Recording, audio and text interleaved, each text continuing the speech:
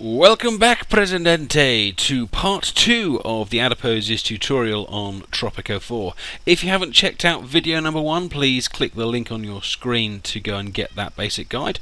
But in this video, I'm going to be taking you to some more advanced tips on ideas like tourism and finances, imports and exports, and things like that. So, Presidente, for the second time, let's get ruling.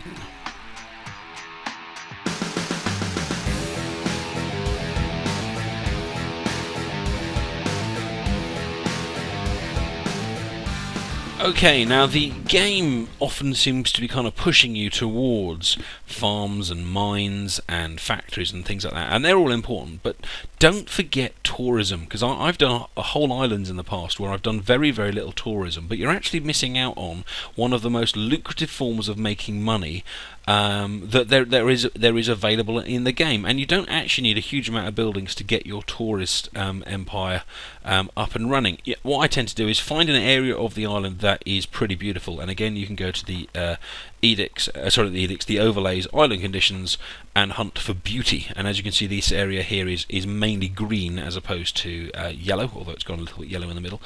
And then you just need a 1 or 2 tourist docks, preferably 2, because again, like the population boom, the more docks you have, the quicker you'll be bringing people in. And I tend to start off with just a couple of cheaper hotels. These ones are empty at the moment because everyone's moved into the posher hotels. But once you can... If I click on the posher hotels, you can see they're completely full. But you can start off with motels or cheap hotels, or if you can afford it, the skyscraper hotel, because it really brings in the money fast with uneducated workers. I mean, look at the amount of there. In that skyscraper hotel, I've got about 8 uneducated workers, bringing in 181,000 over its lifetime, but at least 5,000 each year, and it's more than that earlier on because I've recently put up my wages. So tourism brings in a lot. Now I've found that the most lucrative buildings to go with your little tourist empire are the ethnic enclave. Brings in quite a lot of money. You can see there about 3,000, 4,000 a year, and over the lifetime a huge amount. The beach site is pretty lucrative. The cocktail bars are pretty cheap and pretty lucrative. Nightclubs, I think. Nightclubs bring in quite a lot of money. The big things like roller coasters, less so. Okay, I built that thinking it looked quite cool, and it does look quite cool, but it's not bringing in the money. But the botanical gardens are doing a decent job. The restaurants are okay, but the tourists like having restaurants around, so it's worth buying them for those reasons. But mainly the kind of things like the bars and the kind of more gimmicky things like, where is it?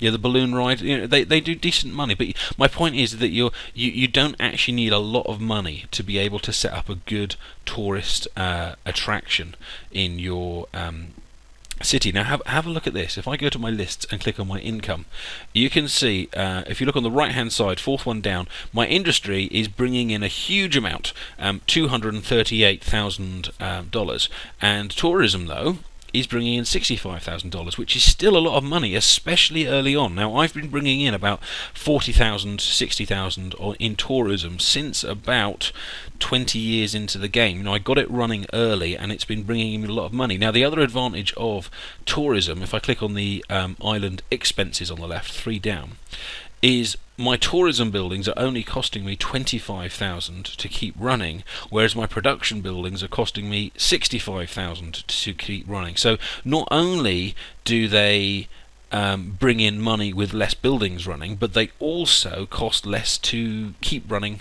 at the time. So if you can get just a little bit of tourism running, you will find the money starts to come in a lot faster than it does through things like farming and mining. And crucially, of course, you don't need all the education to go with it to get this stuff running. Almost all of these, if I click through these buildings here, uneducated. You know, it's only once you start to get to these big luxury attractions that we actually start to need more education in there, and these don't tend to be the most lucrative buildings anyway. So don't neglect tourism. It is a brilliant way of providing employment and making money on your island.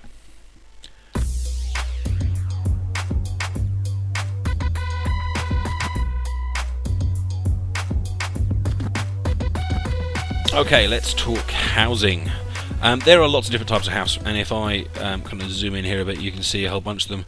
On the left-hand side here, I've got my tenements, sorry, I should say, which are the pretty cheap ones. On the right-hand side here, I've got my condominiums, which are housing quality 84, which is getting pretty posh. We've got the very, very posh mansions here, and then we've got the medium-range apartment blocks on the right. Now, what I like to do, and it seems to work pretty well, is as soon as possible I build a council of ministers, which is this kind of rather dramatic building here, and if I can, I get myself a Minister of Foreign Affairs, and I even import. It's one of the few times I actually import someone to get someone in here, because if you get that, you can go to your edicts and you can activate this one here, the Ussr Development Aid, which will cost you $2,000, but look at what it does. It grants a 50% discount for tenements and apartments.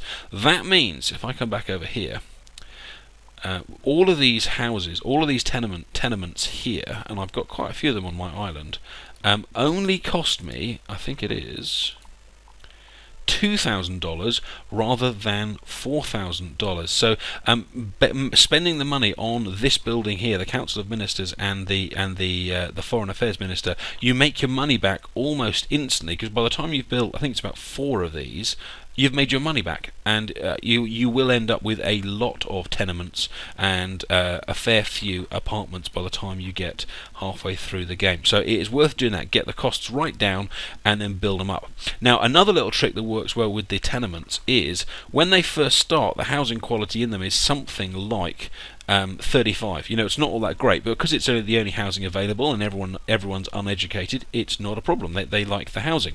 But if you look at the bottom of the tenement options here, I've ticked it. It says climate control. It improves the housing quality by 15. So what you do is you build a load of tenements, people move in, and then once you've got a power station, which is down here, I've got a nice nuclear power plant.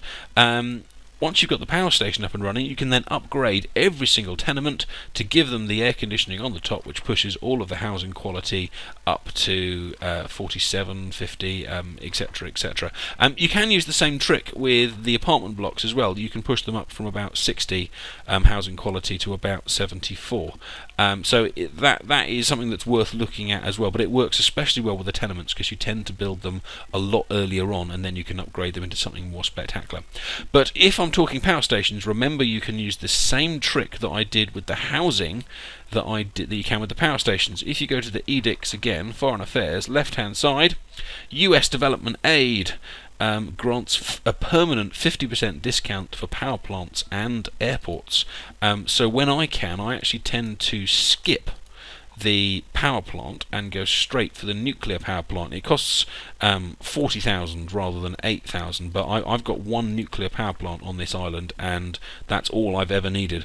It takes longer to get up and running because you have to wait for uranium to get imported and things, but get that edict, get a half-price nuclear power plant, and your power concerns for your island will be negligible. And if you notice, I've done the same trick here on my nuclear power station. I've turned off the 4th worker, and when I first actually run the nuclear power plant, I turn off all the workers except one, and that still gives me well over 100 megawatts to play with, and then just add a worker whenever my island gets near the limit. So there's a few tips on housing.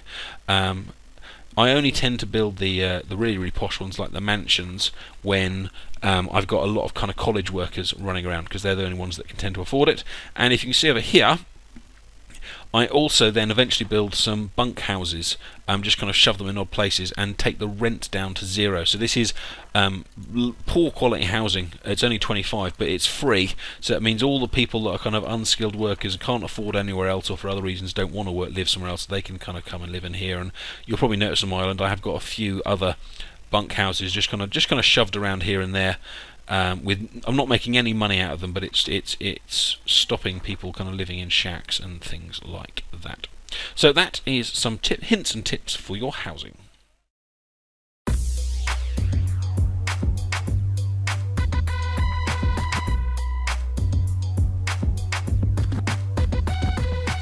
Okay, this little building down here.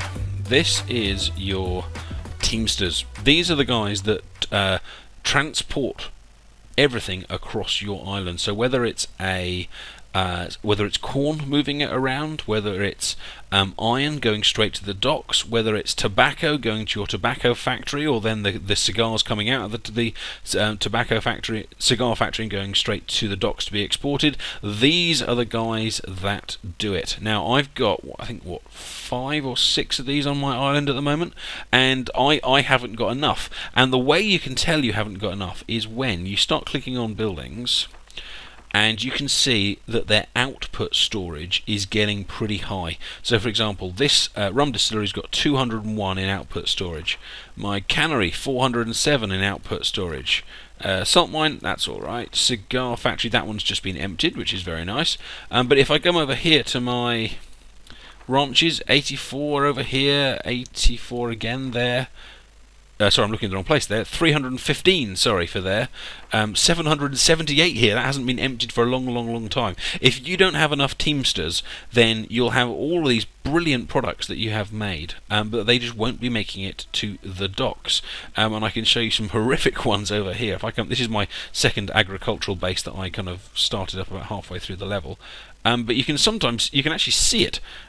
If I click on this farm, you can see this huge tower of storage here, and if I click on it, you see it's got an output storage now of 850, because I just don't have enough teamsters. So as you are expanding your island with agriculture and industry and whatever it is, don't forget to keep adding teamsters, garages, construction workers, the kind of the more practical side of the island. I think I tend to have about 3 construction workers going at any one time. So there's one there, and I think I've got one down here.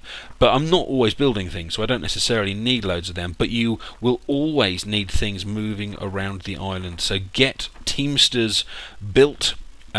Give them a decent wage if they aren't attracted to that job, because if you don't have teamsters, then they won't be your goods won't make it to the docks, and then you won't be making any money. So build a bunch, and then probably build a few more to go with it. Okay, that's it for part 2 of this Tropico guide. Please join me next time for the final part of this Intermediates Guides to Tropico 4, where we'll be looking at how to keep your island safe and how to deal with imports and exports and things like that. Thanks a lot for watching. Please like the video if you found it entertaining or useful in any way, and subscribe if you want to make sure you don't miss out on future episodes. Take care, and I will see you soon, Presidente.